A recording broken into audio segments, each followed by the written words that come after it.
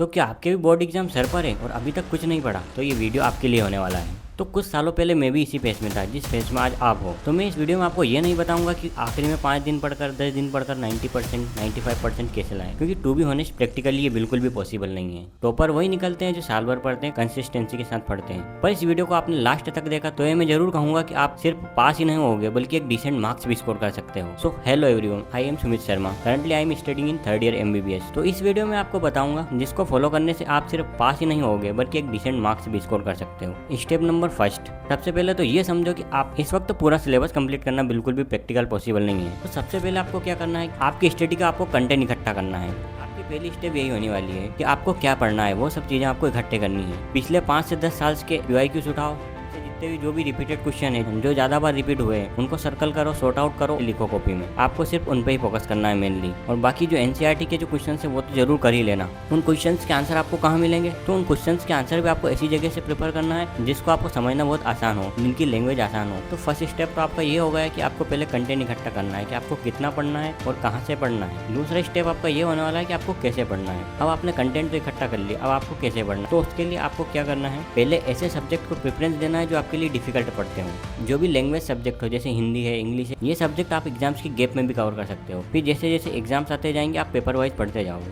और किसी भी क्वेश्चंस में या किसी भी कॉन्सेप्ट में आपको अभी इस टाइम ज़्यादा टाइम नहीं देना है। समझ आ रहा है तो इस चीज़ को समझ के पढ़ना है और आप इतना पढ़ लो बस कि आप एग्जाम में 60-70% उस क्वेश्चन में ले आओ, क्योंकि 100% मार्क्स किसी क्वेश्चन में लाना अभी पॉसिबल नहीं है और उसके पीछे भागने से आपका रिजल्ट भी बिगड़ सकता है। तो ये तो हो गया आपको कैसे पढ़ना है। और थर्ड एंड फाइनल स्टेप कि आपको एग्जाम में कैसे लिखना है। सबसे पहले तो एग्जाम में जाते हुए पैनिक नहीं होना है। पहले सही से क्वेश्चन पेपर को पूरा देखना है, एनालाइज करना है और जो भी क्वेश्चन सिंपल हो, जो भी आपको आते हो, उनको आपको सबसे पहले करना है। इससे आपका कॉन्फिडेंस बूस्ट होगा एग्जाम में। और किसी भी क्वेश्चन को आपको अननेसेसरी ज़्यादा टाइम नहीं देना है। टाइम मैनेजमेंट बहुत जरूरी है। मैंने ये भी देखा है कि बहुत बार ऐसा होता है कि हमको पूरा पेपर आता रहता है फिर भी हम लिख नहीं पाते हैं। क्यों? क्योंकि टाइम मैनेज नहीं हो पाता हमसे। आपको जाते से ही क्या करना है कि हर क्वेश्चन का टाइम फिक्स कर देना है। ब्रीफ आंसर है तो 5 मिनट पर क्वेश्चन आपको देना है, लॉन्ग आंसर है तो 10 से 15 मिनट उस क्वेश्चन को देना है। इस हिसाब से आपको टाइम डिस्ट्रीब्यूट करना है, उस पर फोकस करते हुए आपको पेपर को अटेम्प्ट करना है। किसी क्वेश्चन के कॉन्सेप्ट में जब भी आप उलझो तो उसका स्पेस छोड़कर अगले क्वेश्चन को आप अटेम्प्ट करो। ये नहीं कि आप उस क्वेश्चन को लेकर बैठे हो, इससे आपका अननेसेसरी टाइम वेस्ट होगा। आखिरी और फाइनल बात मैं कहना चाहूंगा कि पेपर को मॉप अप करते टाइम आप एक बार सीरियल नंबर जरूर चेक कर लेना क्वेश्चंस के। बहुत बार ऐसा होता है कि हम क्वेश्चंस तो सही लिखते हैं और उनके सीरियल नंबर गलत डाल देते हैं। उसकी वजह से आपका मार्क्स काफी नुकसान हो सकता है। आंसर शीट सबमिट करने से पहले एक बार सीरियल नंबर जरूर चेक कर लेना। एंड फाइनल आपको मैं यही कहना चाहता हूँ कि बोर्ड एग्जाम से आपको इतना प्रेशर नहीं लेना है। आपको चिल होकर पढ़ाई करनी है। अभी भी इस टाइम से भी पढ़कर आप एग्जाम्स के गैप में भी जितना टाइम है सब में पढ़कर आप एक अच्छे मार्क्स ला सकते हो। तो इस वक्त आपको डिमोटिवेट नहीं होना है। आपको जो करना है वो सिर्फ पढ़ाई करना है। तो all the best for your board exams and thanks for watching my video. And please channel को सब्सक्राइब कर लेना, आगे भी आपको ऐसे वीडियोस मिलते रहेंगे। Thank you very much.